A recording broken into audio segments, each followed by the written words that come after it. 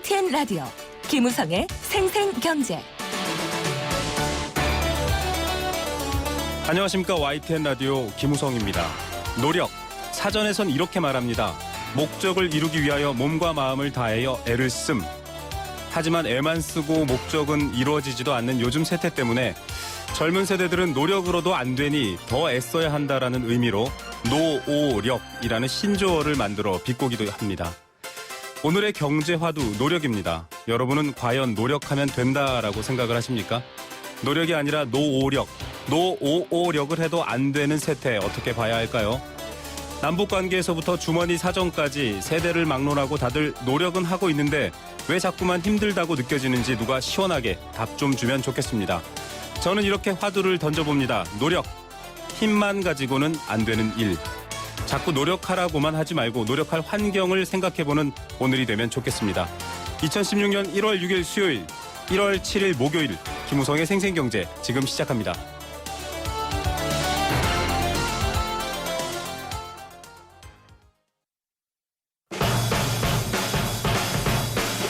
가장 빠른 증시 분석. 오늘의 증시 분석. 네, 오늘의 증시 알아봅니다. 유한타증권 설릉역 지점 박진희 부장 연결합니다. 안녕하세요. 네, 안녕하세요. 자, 오늘도 패닉이라는 표현이 등장할 정도로 중국 증시 때문에 지금 말도 아닌데요. 현재 코스피 상황 어떻습니까? 네, 방금 말씀해 주셨던 대로 노력해도 안 되는 게 있기는 있는 것 같습니다. 네. 오늘 시장이 아마 그런 모습인 것 같습니다. 오늘 시장 종합주가 지수는 1904.33포인트, 마이너스 21.10포인트로 마감을 했고요. 코스닥 시장도 679.66포인트, 마이너스 7.61포인트로 마감을 했습니다. 오늘도 양 시장에서 외국인은 매도를 지속했고요. 코스피 시장에서 2,600억대 좀 매도를 보이는 모습을 보였습니다. 다만 막판에 기관의 방어적인 매수세가 보험권과 투신권을 통해서 들어오면서 어느 정도 종목별 하락폭은 좀 완화됐습니다만은 연기금의 매도세가 상당히 좀 많이 나온 모습을 보였고요. 코스닥 시장에서는 좀 개인이 좀 많이 매수하는 모습이 보였습니다만은 장 초반과는 다르게 좀 약세로 전환하면서 마감을 지었습니다. 네, 이런 상황에서 사실 대외 요인이 더 걱정인데요. 위안화 절하 그리고 이로 인한 원달러 환율 지속 상승 이런 것들이 지금 계속 우려가 되고 있습니다. 이런 것들로부터 증시 영향 많이 받을까요? 어떻게 보십니까? 네, 지금 전체적으로 지금 증시를 견인할 만한 요인이 하나도 없습니다. 사실 미국의 금리 인상을 좀 잘 비껴가는가 싶었는데요. 바로 이제 중국발 위안화 평가 절하가 계속적으로 나오고 있고요. 우리 시장 어제 북한발 실험 얘기도 있었습니다만 수소폭탄보다 더 무서운 게 지금 중국발 리스크라고 할 정도로 상당히 좀 큰 모습을 보여주고 있습니다. 중국 시장이 계속적으로 좀 자국의 수출주들을 좀 더 보호하기 위해서 수출을 좀 더 늘리기 위해서 계속적으로 위안화 평가 절하를 시도하고 있는 모습인데요. 그로 인해서 우리 기업들이 경쟁력이 어느 정도 좀 둔화되는 것이 아닌가라는 우려 때문에 상당히 좀 약화되는 모습을 보실 수가 있겠습니다. 그래서 전반적으로 지금 중국 사계 증시 같은 경우는 오늘도 또 서킷 브레이크가 걸리면서 또 장 초반부터 거래 정지가 아예 걸려버리는 그런 상황으로 발생이 됐는데요. 리스크가 좀 더 리스크를 키우면서 중국 시장에 대한 불안감이 계속적으로 나타나면서 우리 시장도 같이 비슷한 케이스로 외국인들이 좀 매도세를 부르면서 안 그래도 좀 외국인들의 매도세 때문에 상당히 좀 고생하는 우리 증시가 한 번 더 지금도 외국인들의 매도세로 인해서 계속 수급 부담을 이어가고 있기 때문에 전체적으로 거래소 대형주들은 특히 이제 중국에 대한 우려감이 계속 지속되고 외국인들의 수급 부담 이런 부분들이 좀 지속되면서 대형주의 좀 혼란의 시대는 계속적으로 좀 더 이어지는 흐름이 지속될 가능성이 상당히 높아 보입니다. 예, 오늘 조기 거래 종료라는 또 초유의 사태, 아까 말씀하신 지정학적 리스크보다 더 이제 무서운 이런 위험 요소들이 있는데 삼성 등 대형주들도 하락세이긴 합니다만 종목별로 좀 세분화해서 보자면 어떨까요? 네, 오늘 시장 전반적으로 봤을 때 최근에 바이오 제약주들이 시장에서 상당히 좀 강세를 보였습니다. 그런 모습들이 장 초반까지 이어졌습니다만은 이내 좀 하락으로 좀 조정되는 모습을 보실 수가 있겠고요. 반면에 그동안 좀 약간 눌려 있었던 화장품이라든지 이런 종목들이 다시 새롭게 좀 부각이 되고 있었습니다. 또 특히 내수 중에서 식음료 쪽에서의 좀 강한 반등이 나오면서 이런 흐름들이 좀 나타났는데요. 좀 상대적으로 환율이 급등을 하는 그런 흐름 속에서도 수출주들이 오히려 더 부진해지는 그런 흐름을 보이고 환율이 급등하는데도 내수주가 오히려 좀 강하게 올라오는 좀 기이한 현상도 계속 나타나고 있는데요. 네. 절대적으로 좀 수급적인 영향이 좀 많이 큰 모습을 보실 수가 있겠습니다. 그래서 오늘도 내수주 일부는 좀 강세를 보였습니다. 뭐 게임주 일부, 뭐 식음료주 일부 이런 정도를 좀 상승으로 좀 이끌었는데요. 전반적으로 화장품 섹터만 좀 강한 모습으로 마감이 되었고요. 대체로 시가총액 상위 종목군들은 좀 약세 마감을 보였습니다. 물론 저점에서는 어느 정도 좀 올라온 모습으로 마감되면서 시가총액 상위 종목군들이 기관의 매수세에 영향을 좀 받은 모습을 보였습니다만은 대체로 하락을 하면서 전체적인 종목들의 거의 한 70% 이상이 하락하는 마감을 보였고요. 특히 경기 민감주 섹터주들, 뭐 화학주라든지 정유주라든지 조선주 이런 종목들은 전반적인 유가의 급락에 따른 리스크까지 다시 부각이 되면서 주가가 추가적인 좀 하락을 보이는 좀 안타까운 모습이 계속 이어졌습니다. 네, 이런 상황일수록 그러면 좀 기술적인 매도나 매수는 좀 조심해야겠다라는 것도 필요한 일이겠네요. 뭐 지금 딱 답을 드리긴 어렵습니다만은 지수가 1900선 아래로 간다라면은 코스피 같은 경우는 상당히 좀 저평가 영역에 들어가게 되겠고요. 네. 그러면 오히려 좀 코스피 시장으로는 좀 저평가에 따른 저점 매수세가 좀 유입될 수 있는 가능성이 상당히 높고요. 상대적으로 단기간에 급등을 했던 코스닥 쪽에서는 일정 부분 좀 매물이 나오고 있습니다만은 그럼에도 불구하고 견조한 수급이 계속 진행되고 있는 뭐 경기와 뭐 크게 연동하지 않는 실적이 개선되는 섹터들 이런 섹터들 뭐 물론 제약바이오 섹터, 화장품 아까도 말씀드렸던 뭐 엔터나 게임 섹터들이 순환매를 돌 가능성이 상당히 높은데요. 이 안에서도 또 4분기 실적에 대한 그런 차별화가 앞으로 1월 말에서 2월 달까지 계속 이어질 수 있기 때문에 이번 하락장에서 잘 종목을 좀 선별하는 지혜가 좀 필요할 것 같고요. 거래소 시장은 아까 말씀드렸던 대로 지수 견인력이 필요한 시장이고요. 환율이 지금 1200선 정도에서는 계속 방어가 들어오고 있기 때문에 다시 밀려 내려오고는 있습니다만은 그래도 지금 환율이 상당히 좀 강한, 그러니까 원화가 약한 거가 되겠죠. 그러다 보니까 수출주들이 상당히 좀 약해 있지만 이런 부분들이 또 반대로 생각하면은 긍정적인 부분으로도 작용할 수 있기 때문에 저점 아까 말씀드린 1900선 아래에서는 지수 관련 대형주를 좀 분할 접근하는 전략을 좀 쓰시고 그 지수가 좀 안정이 되면 오히려 좀 코스닥 쪽에서 계속 최근에서 시장을 좀 주도했던 그런 종목들 위주로 해서 접근하신 전략을 쓰시는 게 좋지 않을까 싶습니다. 예, 감사합니다. 내일은 금요일인데요. 내일은 좀 마음 가벼운 소식들로 증권 소식 만났으면 좋겠습니다. 내일 뵙겠습니다. 감사합니다. 네, 감사합니다. 네, 유한타증권 설릉역 지점의 박진희 부장이셨습니다. 여러분께서 혹시 사연을 주시고 싶으신 분들은 샵 0945 우물정 0945번 50원의 유료 문자 긴 문자는 100원입니다. 여러 가지 사연과 또 잠시 후 이어질 퀴즈도 참여해 주실 수 있습니다.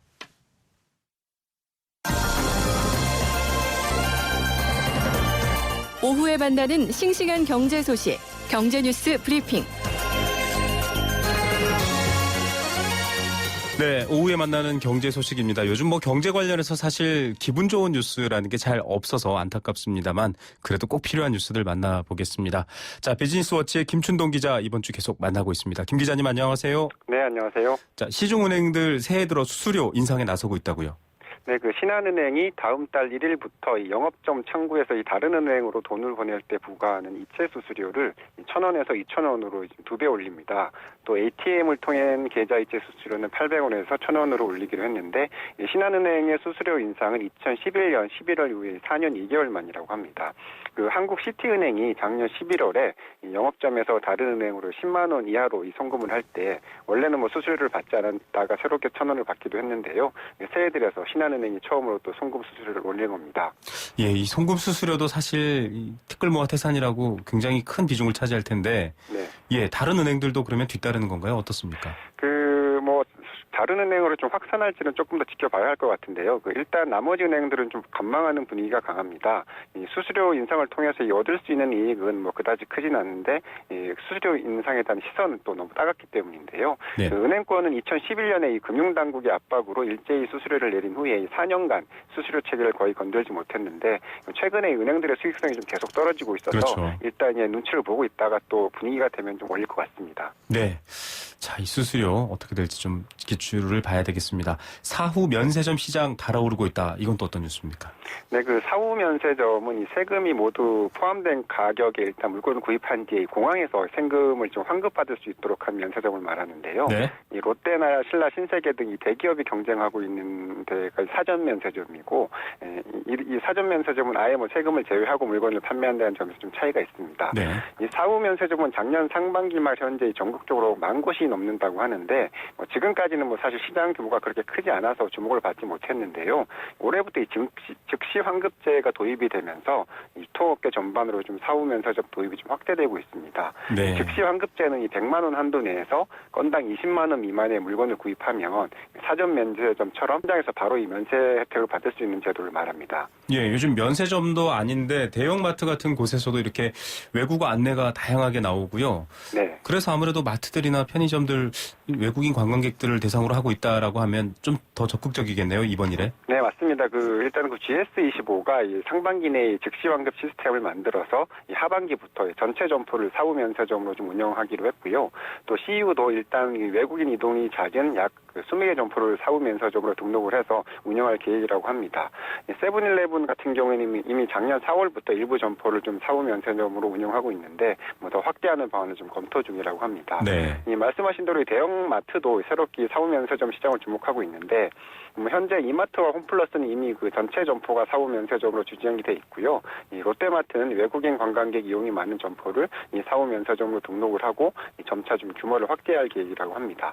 이 사후 면세점은 이 관할 세무서에 신고를 하고 이 면세 판매장으로 지정을 받으면 영업을 할 수 있다고 합니다. 예, 대형마트까지 이 사후 면세점 시장에 뛰어들면 또 이 시장도 화끈 달아오를 것 같다는 생각이 들고요.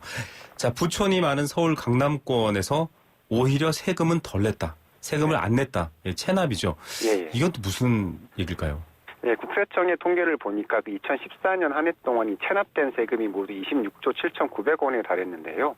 이 체납액이 가장 많은 세무서 상위 10곳 가운데서 이 5곳이 서울 강남권에 좀 위치해 있었습니다. 네. 이 전체 115개의 세무서 중에서 체납액이 가장 많은 곳은 서울 서초 세무서였는데 무려 9,264억 원에 달했고요. 이 강남구에 위치한 삼성 세무서와 역삼 세무서가 7천억 원대로 2, 3위에 올랐습니다. 또 이 반포 세무서가 5위, 강남 세무서가 8위에 올랐습니다. 아니, 이 지역은 상대적으로 좀 돈의 여유가 있는 분들이 네. 많이 계실 텐데 왜 이렇게 체납액이 많죠? 일반적으로 세금 체납액은 이 해당 세무서가 걷어들이는 세수 규모와 좀 비례를 한다고 합니다. 이 걷어들이는 세금 규모가 크니까 그만큼 체납액도 커진다는 건데요.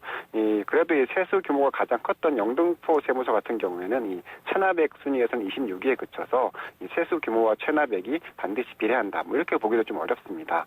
일부에서는 이 강남권이 개인 사업이 좀 활발하고 또 유흥업소를 비롯한 이 지하경제 비율이 높아서 체납액이 높게 나온다. 이런 분석도 좀 나오고 있습니다. 네, 유흥업소가 몰려있다. 좀 설득력이 있는 말인 것 같습니다. 네. 야, 가끔씩 요즘 선물로 이렇게 기프티콘이라고 하죠. 네. 예, 선물로 이렇게 커피 같은 것들을 구매할 수 있는 모바일 상품권을 받는 분들이 많은데 네. 유효기간이 최대 5년까지 연장된다고요. 네, 사실 이 모바일 상품권 아직까지 적절한 소비자 보호 약관이 없었는데 네. 공정거래위원회가 이제 29개 회사의 모바일 상품권 이용 약관을 심사를 해서 이 불공정한 약관을 좀 지정을 했습니다. 네. 그동안 이 카카오 선물 등 일부 모바일 상품권의 유효기간은 업체가 좀 마음대로 좀 설정을 할 수가 있었는데요. 예. 이 커피나 케이크, 의류 같은 등을 교환할 수 있는 상품권은 유효기간은 보통 발행일로부터 60일이고 만원권, 5만원권 같은 이 금액형 상품권은 90일이었는데 네. 앞으로는 이 물품 교환용 상품권 유효기간은 발행일로부터 3개월, 이 금액형은 1년으로 좀 길어집니다. 네. 또 이 3개월 단위로 유효기간을 연장을 해서 최대 5년까지 모바일 상품권을 쓸 수 있도록 했습니다. 예, 기프티콘 저도 받았는데 얼마 안 남았어, 빨리 좀 써, 이런 연락들 많이 받았었거든요. 네네. 예. 그런데 또 이 유효기간을 연장할 수 없으면 환불도 가능하다고요? 네, 그럴 때는 소비자에게 이 결제 금액을 좀 100% 환불해 주도록 했고요. 네. 유효기간 이후에도 90%는 환불을 받을 수 있도록 했습니다. 말씀하신 대로 이 고지 의무도 더 강화를 했는데 이 유효기간이 만료되기 일주일 전부터 이 유효기간 만료가 다가온 사실과 또 이 기간 연장 방법 등을 소비자들에게 3차례 이상 알려주도록 했습니다. 네. 또 이 티몬과 위메프, 쿠팡 같은 이 소셜 커머스에서 금액형 상품권도 여러 번쯤 쓸 수 있도록 했는데 전에는 5만 원권 상품권을 지원을 받으면 한 번에 다 써야 했었고요. 네. 사용 금액이 3만 원이더라도 남은 2만 원을 좀 돌려받을 수 없었다고 합니다. 아, 네. 참, 달리 내수를 살리자 이런 것보단 이렇게 좀 소비자 위주의 제도 개선과 약관을 또 감시해서 변경하는 것부터가 네. 정말 내수를 활성화하는 좋은 네, 방법 중에 맞습니다. 하나가 네. 아닐까 생각이 듭니다. 예. 지난해 주요 6대 은행의 주택담보대출이 60조 원 넘게 늘었다. 예. 이건 또 어떤 뉴스입니까? 네, 국민은행과 신한, 우리 6대 시중은행의 작년 12월 주택담보대출 잔액이 349조 원으로 나타났는데 네. 1년 전분과 비교해보니까 32조 5천억 원 정도가 늘었습니다. 네. 또 작년에 나온 안심전환 대출을 또 지급을 했었는데 주택금융공사에 넘긴 대출액이 27조 8천억 원쯤 되니까요. 전체 주택담보대출 금액이 60조 4천억 원에 이른 겁니다. 2011년 이후에 이 주택담보대출 중과액이 가장 많았던 해가 2014년이었는데 네. 당시에 30조 1천억 원이었으니까 이보다 2배나 많은 금액이었습니다. 예. 올해도 증가세가 그래도 한풀 꺾일 수 있을까요? 이 주택담보대출이 는다라는 게 꼭 긍정적인 신호만은 아닐 텐데요. 네, 맞습니다. 가계부채 위험 신호가 많이 나오고 있는데 올해는 좀 꺾일 것 같습니다. 지난해 주택담보대출이 급증한 이유가 이 부동산 호황에다가 전세난 때문에 이 주택 매매 거래가 좀 크게 늘어난 덕분이었는데 올해는 좀 다를 것 같습니다.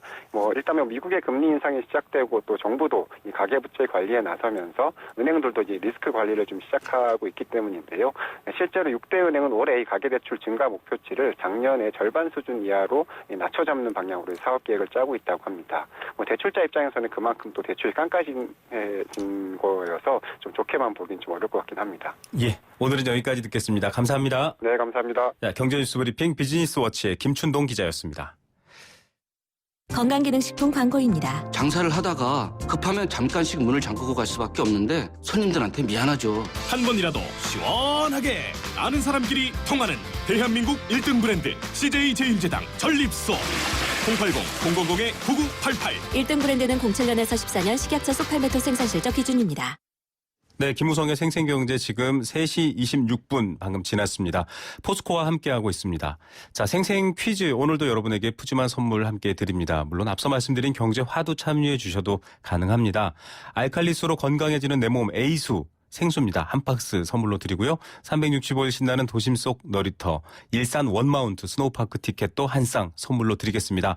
퀴즈 정답은 샵 0945 우물정 0945 문자로 보내시거나 스마트폰 앱 예스 참여하실 수 있고요. 문자는 50원의 정보 이용료가 부과됩니다. 오늘 퀴즈 보내드립니다. 방송 쭉 들으신 분들은 정답 다 맞히실 수 있습니다. 새해 벽두부터 중국 증시가 들썩입니다. 차이나 쇼크라는 말도 있는데요. 7% 이상 증시가 폭락하면서 이것이 발동됐습니다. 주식 거래가 완전히 중단됐고요. 개장 13분 만에 이게 발동이 됐습니다. 주식이 갑자기 떨어지면 시장을 보호하기 위해서 이것을 발동하는 겁니다. 자, 시장에 미치는 충격을 완화하기 위해서 주식 매매를 일시 정지하는 이 제도, 과연 이름이 뭘까요? 어려울까요? 6글자입니다. 영어로 되어 있고요. 6글자. 과연 뭘까요? CB라는 약자로 부르기도 합니다. 1987년 10월 미국에서 사상 최악의 주가 대폭락 사태, 블랙 먼데이가 생긴 이후에 처음으로 도입된 제도입니다. 정답 샵 0945번으로 유료 문자 50원입니다. 보내주시면 저희가 선별해서 선물 드리도록 하겠습니다.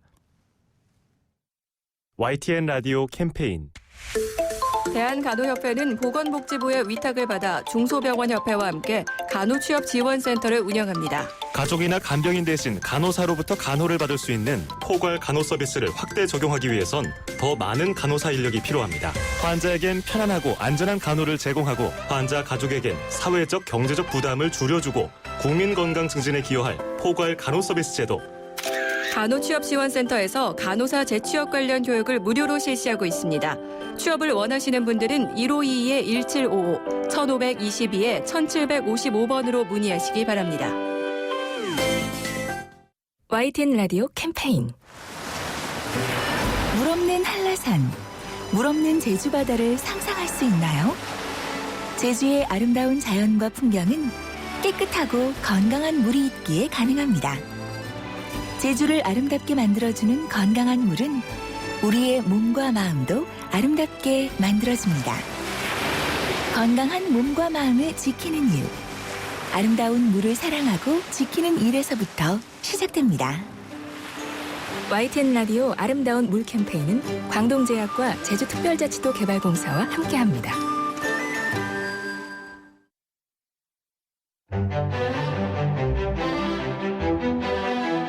경제를 읽고 듣고 나누는 시간.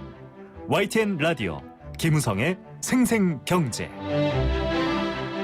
네, 생생경제 2부 생생 인터뷰로 시작합니다.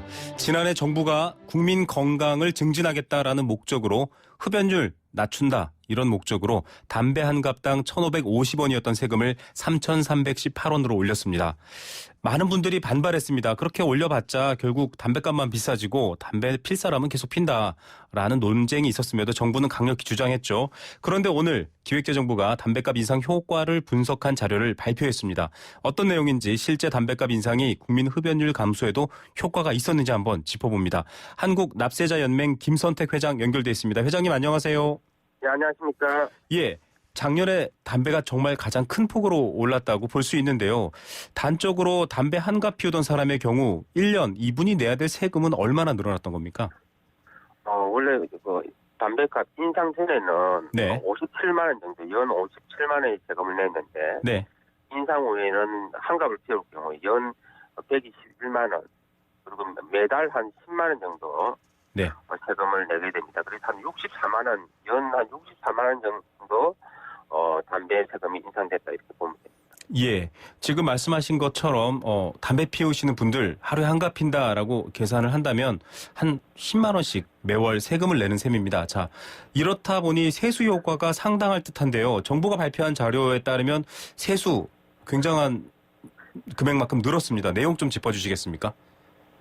정부가 오늘 발표를 했습니다. 네. 2014년에 세수가 한 7조인데 2015년에는 한 10조 5천억 정도에서 한 3조 5천억에서 한 6천억 정도 담배 세금이 증가된 걸로 나타났습니다. 그래서 사실 당초 예상보다 소비 감소는 당초에 34% 정도 감소할 걸로 예상을 했는데 네네. 실제는 23.7%로 감소를 했습니다. 그래서 한 11% 정도 차이가 있고 오히려 세수만 네. 3조 6천억 정도 엄청난 세수가 증가된 걸 오늘 확인이 됐습니다. 예. 자, 저희가 인터뷰 서두긴 하지만 좀 단도직입적으로 여쭤보겠습니다. 흡연을 줄이는 효과는 없었고 세수를 늘리는 효과는 명백하다. 이렇게 봐도 되는 겁니까? 예, 그렇습니다. 네. 그러면 정부가 이걸 예측하고 있었던 걸까요? 어떻게 보십니까? 정부가 당초 조세재정연구원의 연구 보고서를 가지고 소비 감소율을 34% 예상을 했는데 네. 실제로 담배는 중독성이 있어서 일반 우리 품목하고는 다릅니다. 그런데도 불구하고 중독성이 없는 일반 품목의 가격 탄력성을 그대로 적용해서 34% 우리가 소비 감소한다 하면서 국민한테 사실 어떻게 보면은 좀 부풀려서 담배값 인상을 많이 시킨 거다 이렇게 요번에 밝혀졌습니다. 예, 지금 담배 판매량이 2014년에 비해 23.4% 줄긴 했습니다. 그런데 연말 기준 세수는 63.9% 증가했다. 이게 서민 주머니를 턴 거 아니냐 이런 비판도 받고 있거든요. 담배값 인상 효과 세수 기준으로 봤을 때 어떻게 보십니까? 미미합니까? 아니면 그래도 나름 의미 있다라고 볼 수 있습니까? 지금 세수가 사실 2014년이 7조고 2015년이 오늘 발표한 게 10.5조 원이고 그리고 내년에 국회에서 이제 예산안 기준으로 보면은 내년에 또 1조 정도 더 늘어납니다. 네. 작년 같은 경우는 이제 우리 사재기 때문에 2015년에는 일시적으로 이제 판매가 조금 축소된 측면이 있습니다. 네. 그래서 내년이 사실 실질적인 우리가 제대로 된 통계가 나오는 첫 해가 이렇게 볼 수 있는데 이제 확실한 건 아니지만 국가가 이렇게 국가 예산을 짤 때 내년 예산을 짤 때 어떻게 보면 그 담배 판매가 증가될 거로 예상해서 내년 세수가 한 11조 5천억이다 이렇게 추정한 겁니다. 예, 이게 참 모순적인데요. 정부 입장에서는 담배 피우시는 분들 그 수를 줄게 하겠다라는 취지로 지금 담배값도 인상하고 세금도 인상해서 이제 올린 상황인데 정작 정부는 담배를 더 많이 담배를 유통할 계획을 세우고 있는 거거든요. 정부 입장은 실제로 그렇게 예측이 된다라는 논리만 내세우고 있는데 회장님께서는 어떻게 보십니까?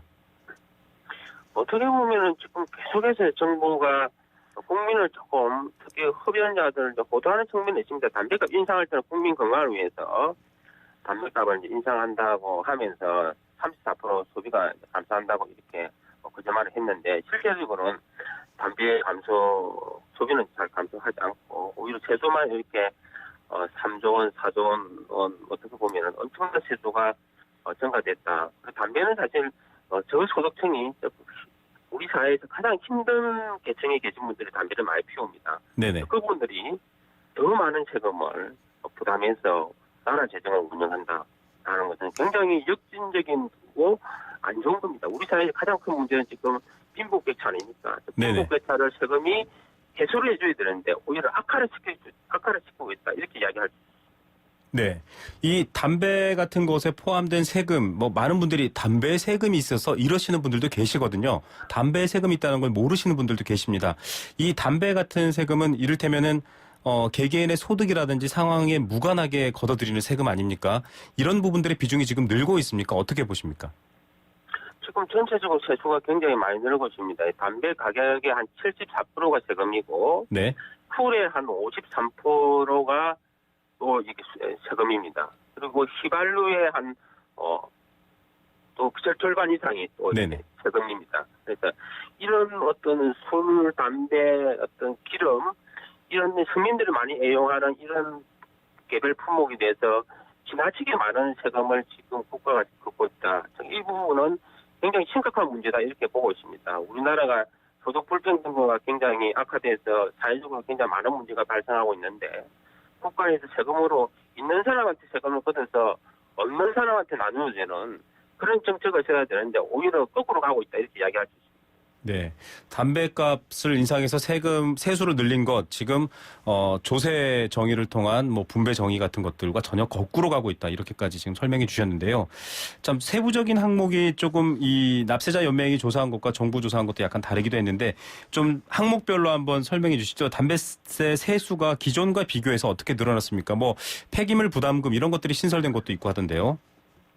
지금 이제 국채 쪽에서 한 1조 정도 정체가 됐고, 특히 지방 재정에서 1.4조 원 정도, 건강증진 부담금이나 이런 거에 대해서 한 1조 2천억 정도 이렇게 증가가 되었습니다. 총 한 정부 발표에 의하면은 3조 6천억 정도 우리가 정체가 됐고 내년에는 한 4조 이상이 정체될 것으로 예상이 되고 있습니다. 네. 개별 소비세와 폐기물 부담금도 이 담배세 안에 포함되는 건가요? 예, 그렇습니다. 담배 같은 작년에 세법이 개정되면서 개별 소비세가 새롭게 만들어졌습니다. 국채인데 이런 부분도 지금 그 안에 다 포함된 숫자입니다. 예. 자, 담배값 오르면 그냥 올랐다 이게 아니라 이렇게 복잡한 이제 세수와 또 정책적인 시각까지 녹아 있는 건데요. 이렇게 세수가 느는 것이 국민 건강 증진에 쓰인다면 좀 세금이 늘어도 이해할 수 있을 텐데 지금 담배값 세수 정책적으로 제대로 활용되고 있거나 이 세금의 어떤 징수 같은 것들도 합리적으로 되고 있는지 납세자 연맹 회장으로서는 어떻게 보고 계십니까? 특히 사실 담배세에 들어있는 건강 증진 부담금이 작년에만 지금 정부 발표에 하면 1조 2천억 정도 더 증가된다고 했는데 네. 그 부분은 사실 상당수가 이제 금년 정책에 쓰여지는 게 아니고 오히려 건강 보험의 적자에 이제 메꿔지거나 일반 예산으로 해야 되는 사업에 지금 지원되고 있습니다. 네. 거의 지금 전체적인 담배세 수가 10조 이상이 되는데 그중에 1%도 지금 금년 예산에 사용하지 않고 있다. 엉뚱한 사용하고 있다. 이렇게 보면 되겠습니다. 자, 담배값으로 벌어들인 세금 금연이라던가 흡연하시는 분들의 어떤 건강 증진이라든지 관리에 쓰이는 게 아니라 국민 건강보험에 대한 여러 가지 적자라든지 이런 부분에 쓰이고 있다는 문제점도 지적해 주셨습니다. 이 담배값이라던가 이런 세금들에 대한 정책 어떤 방향으로 가야 됩니까? 사실상 국가 재정을 운영하는 것은 가장 중요한 것은 조세 공평입니다. 조세 공평이라는 것은 재산이나 소득이 많은 사람한테 많은 세금을 묻어서 복지를 해야 된다. 그런 원칙이 있어. 네. 그래서 담배 세금을 계속 올리게 되면은 조세 공평에 어긋난다 이렇게 볼 수 있고요. 그리고 특히 우리나라에서 지금 길거리에서 굉장히 흡연자들이 담배를 많이 피우고 있습니다. 네. 담배 세금을 올렸는데 담배를 피울 수 있는 장소를 안 만들어줍니다. 국가에서. 네. 그러다 보니까 오히려 길거리에 피우게 되니까 담배 안 피우시는 분들이 간접 흡연 피해가 굉장히 심합니다. 일본과 같이 실질적으로 공공장소나 길거리나 식당에서 국가가 재정 지원을 해서 이렇게 담배 피우는 흡연수들을 만들어줘야 되면 됩니다. 그래야만이 우리가 간접 흡연 피해를 예방할 수도 있고, 그리고 흡연자분들이 엄청난 세금을 지금 내고 있잖아요. 네네. 그 내고 있는 그 중에 일부라도 그분들을 위해서 사용하는 것이 맞다고 생각합니다. 네. 실제로 담배를 피시면서 그 높은 세금을 부담해야 되는 분들에 대한 것도 그렇고, 또 그로 인해서 좀 피해를 보는 분들에 대한 것도 그렇고, 세금이 가야 할 곳으로 가지 않고 있네요, 지금. 네, 맞습니다. 예, 알겠습니다. 좀 따끔한 말을 이제 정부 당국도 좀 들어야 될 시점인 것 같습니다. 자, 오늘 말씀 여기까지 듣겠습니다. 감사합니다. 네, 감사합니다. 네, 지금까지 김선택 한국납세자연맹 회장이었습니다.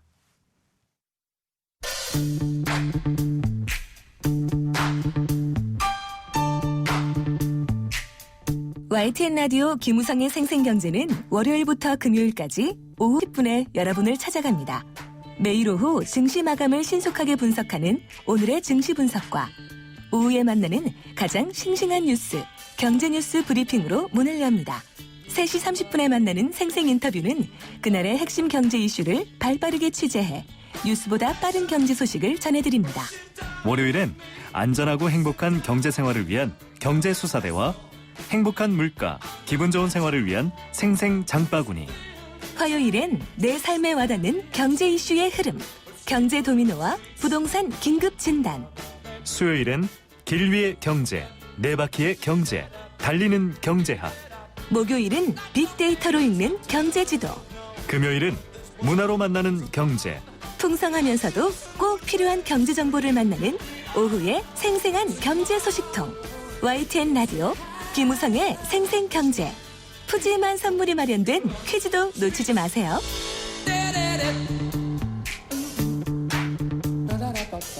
자, 오늘 중국 증시가 출렁하면서 서킷 브레이커, 제가 정답을 말씀해 버렸네요. 네, 많은 분들이 정답을 주고 계셔서 정답을 말씀드려도 될 것 같습니다. 자, 정답 말씀드렸지만 또 사연 보내주시는 분들께 선물 드리겠습니다. 자, 이 증시의 서킷 브레이커처럼 남북 관계에도 서킷 브레이커가 걸리느냐 마느냐 우려 섞인 말을 지금 저희가 해야 되는데요.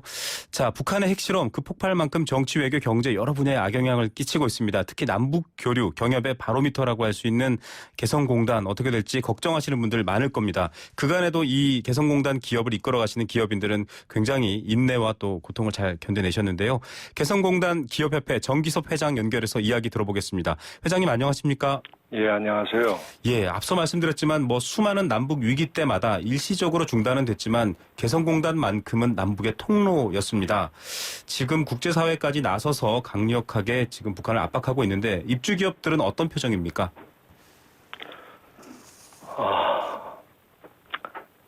아무래도 우려되는 바가 여러 가지 많죠. 그리고 현실적인 우려 외에도 금년에는 어떻게 남북 관계가 좀 개선이 돼서 그 남북 경협에도 그 새로운 그 발전적인 그 전개가 되기를 기대했었는데 그것도 또한 무망하게 된 것 같아서 그래서 좀 답답한 심정입니다. 네, 기업 스스로 또 경제 활동을 위해서 노력하는 것과 별개로 참 여러 가지 환경의 영향이 답답한 건 뭐 온 국민도 공감하실 텐데요. 그간의 길을 보면 개성공단 입주기업 입장에서는 남북 간의 어떤 갈등의 문제와 개성공단을 자꾸 연결시키는 것 자체가 부담이 될 것 같습니다. 저희도 조심스러운데요. 대북 강경 제재라던가 지금 이렇게 개성공단을 들여다보는 여론 등에 대해서 개성공단 기업협회나 회장님께서는 어떻게 좀 보십니까?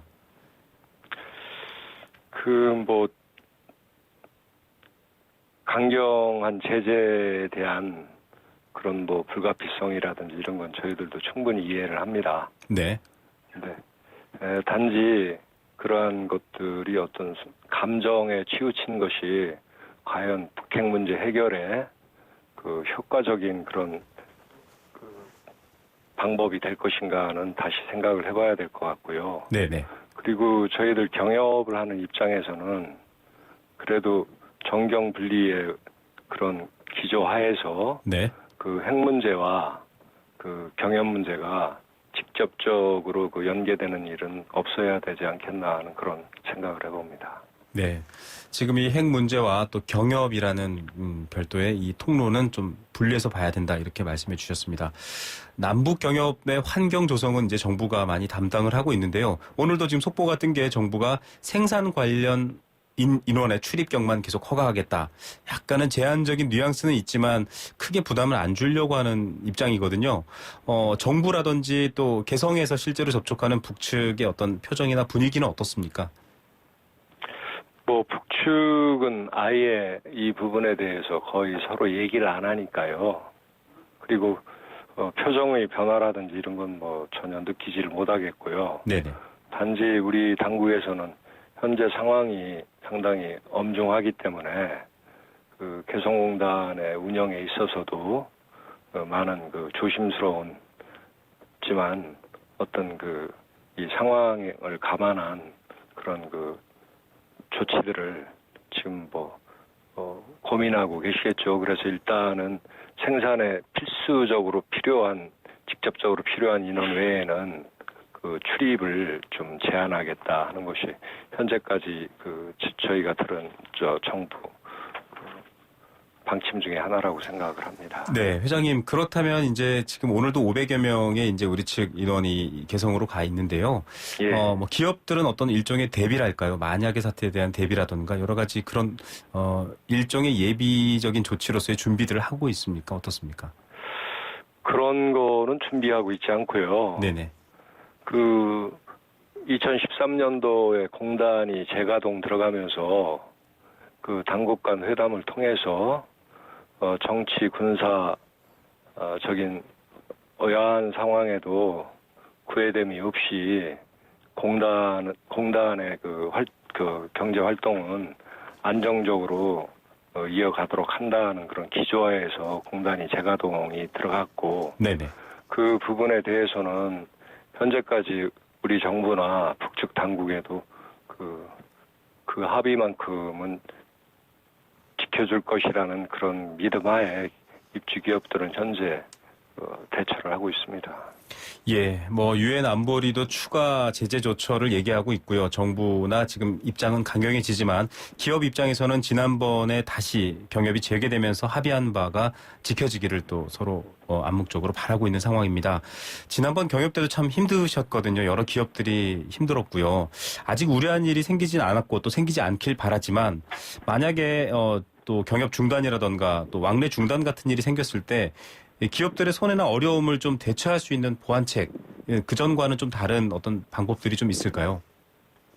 사실은 공단 재가동 이전 이후에 우리 정부의 경협보험의 경업보험을 통해서 그 당시에 손실을 네네. 전혀 보상을 못 받았습니다. 네. 받았던 보험금도 다 반납을 했고요. 네네. 그렇기 때문에 기업들이 입은 실질적인 피해에 대해서 일부라도 실효적인 보상이 될 수 있도록 네. 경업보험 약관이 개정돼야 된다고 수차 건의를 했지만 네네. 아직 그것이 전혀 되지 않고 있어서 네.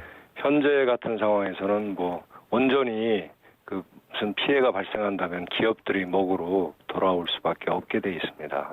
안타까운 현실입니다. 예, 이번 북핵 실험 사태로 인해 또다시 경협의 위기가 와도 기업들이 고스란히 부담을 안아야 되는 상황이다. 변한 것이 없다. 이런 얘기까지 해주셨군요. 정부 당국도 좀 전향적으로 대처했으면 좋겠습니다. 모쪼록 힘내시고요. 또 저희가 연결 부탁드리겠습니다. 감사합니다. 예, 수고하십시오. 네, 지금까지 북핵 실험 여파 관련해서 남북 경협 표정 알아봤습니다. 개성공단 기업협회 정기섭 회장이었습니다.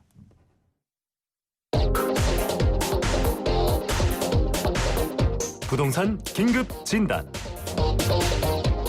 네, 경제 여러 요소 하나 쉬운 부분이 없습니다.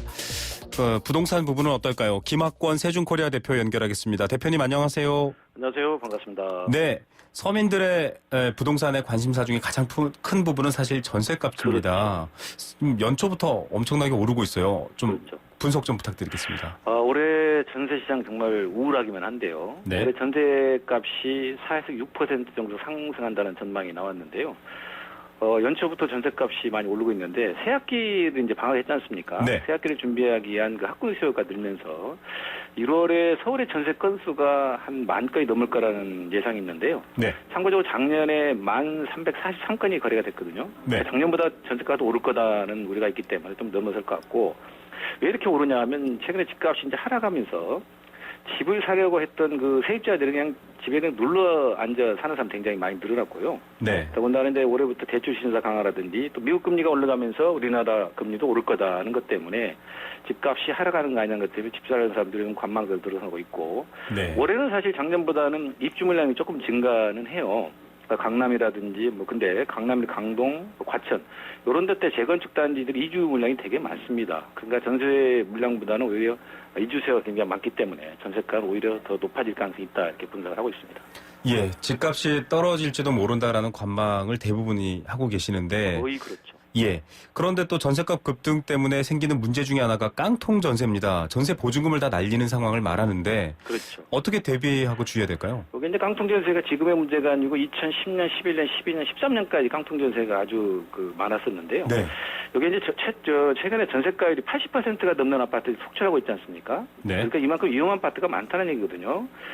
깡통 전세에 대한 이제 우려가 커지면서 전세금 반환 보증 보험에 가입하는 건수가 굉장히 많이 늘어나서 이것만 해도 이제 깡통 전세 우려가 굉장히 심해진다고 볼 수가 있는데 네. 지난해 4분기죠. 그러니까 9월 달부터 12월 달에 아까 말씀드렸던 전세금 반환 보증 가입 건수가 1,597건이나 되거든요. 그러니까 작년 3분기 6월부터 8월 달에 923건에 비해서 건수로는 73%, 금액으로는 94%가 증가를 했거든요. 네. 근데 올해는 이제 집값은 또 떨어지고 전세값이 더 올라가면 이런 우려가 더 커질 수가 있지 않습니까? 맞습니다. 그렇죠. 그래서 올해는 이제 그런 것들이 굉장히 많기 때문에 이런 거에 주의를 해야 되는데 사실은 이게 주의를 해도 굉장히 이제 당하는 경우가 많지 않습니까? 그래서 계약 전에 네. 사실은 근저당 설정 여부가 얼마가 되는지 굉장히 체크를 해야 됩니다. 등기를 정확히 확인해야 된다. 그렇죠. 왜냐하면 이게 굉장히 중요한 게 우리가 통상 확정일자를 받아도 선순위가 굉장히 대출 금액이 많은 경우는 보증금을 떼일 가능성이 굉장히 높거든요. 네. 그래서 전세가율이 80%가 넘어서면서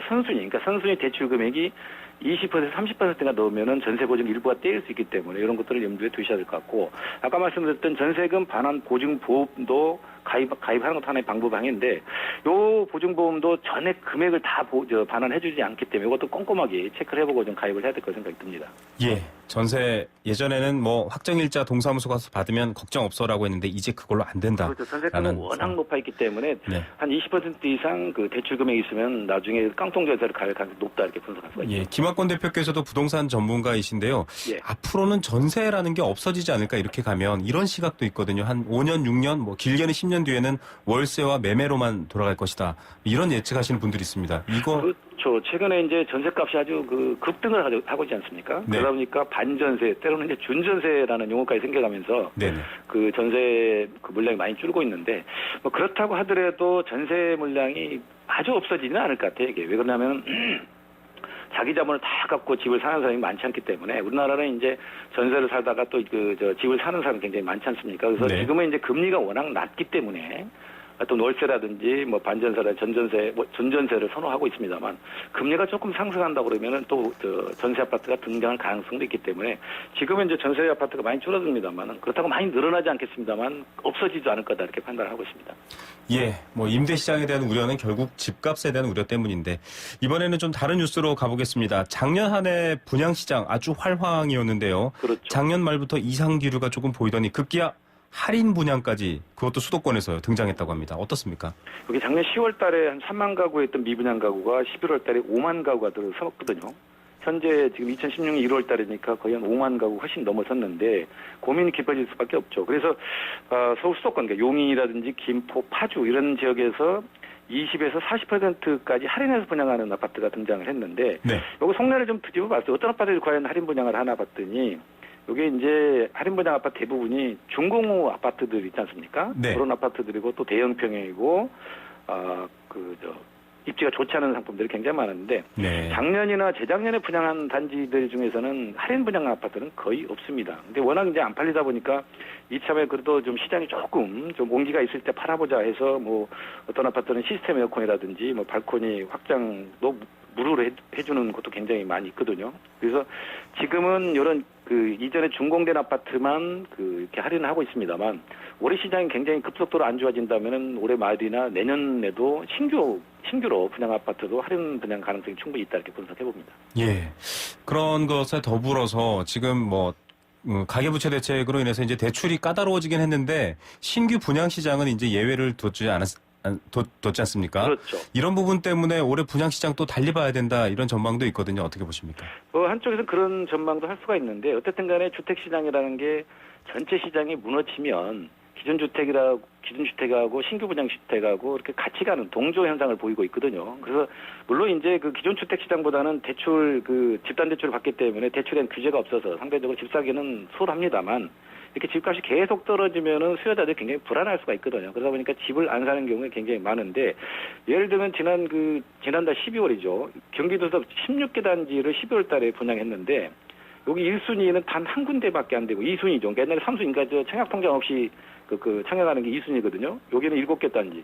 나머지는 그냥 아무것도 청약 안 들어오는 게 거의 8개 단지나 되는 굉장히 요즘에 시장이 좋지도 않거든요. 그래서 기존 주택 시장보다는 조금 낫고, 물론 이제 수도권 입지가 좋은 신도시라든지 서울의 입지가 좋은 강남이라든지 도심이라 이런 지역들은 분양이 나름대로 선발하겠습니다만 외곽 지역에 있는 신규 분양 상품들 입지도 좋지 않은데 분양가도 예전처럼 높다. 이러면은 소비자들이 선택을 안 하기 때문에 상당히 분양 시장의 양극화 현상을 보일 수 있다 이렇게 분석할 수가 있겠습니다. 예, 오늘 좋은 말씀 여기까지 듣겠습니다. 또 연락드리겠습니다. 감사합니다. 네, 감사합니다. 네, 세준코리아 김학권 대표였습니다. 건강기능식품 광고입니다. 장사를 하다가 급하면 잠깐씩 문을 잠그고 갈 수밖에 없는데 손님들한테 미안하죠. 한 번이라도 시원하게 아는 사람끼리 통하는 대한민국 1등 브랜드 CJ 제일제당 전립소 080-000-9988 1등 브랜드는 07년에서 14년 식약처 속 8m 생산 실적 기준입니다. 네, 오늘 경제와도 제가 노력해도 안 되니 노오력, 노오오력 얘기했는데요. 청취자 0440님은 노력은 NO, 안 돼 할 때 노력 아닌가요? 라고 이렇게 주셨습니다. 참 촌철살인이셨고요. 자, 서킷 브레이크 추운 날 고생 많으십니다. 남자 앵커분 목소리 좋으시네요. 감사드립니다. 열심히 경제가 잘 살아나도록 저도 열심히 하겠습니다. 오늘 정답자 발표드릴게요. 4933 휴대전화 뒷자리 쓰시는 분입니다. 세계 정세 안정되고 중국 경제도 회복되고 국내 증시 안정되기를 바라면서 정답은 서킷 브레이커입니다. 라고 주셨습니다. 또 5500 쓰시는 애청자님, 서킷 브레이크 YTN 하루 종일 듣고 있습니다. 성남 개인택시 조원규님, 정말 응원드립니다. 안전운행하시고요. YTN 라디오와 함께 언제든 생생한 경제 함께 해주시기 바랍니다. 저는 내일 이 시간에 다시 찾아오겠습니다. 포스코와 함께 했고요. 지금까지 김우성의 생생경제 김우성이었습니다. 내일 뵙겠습니다.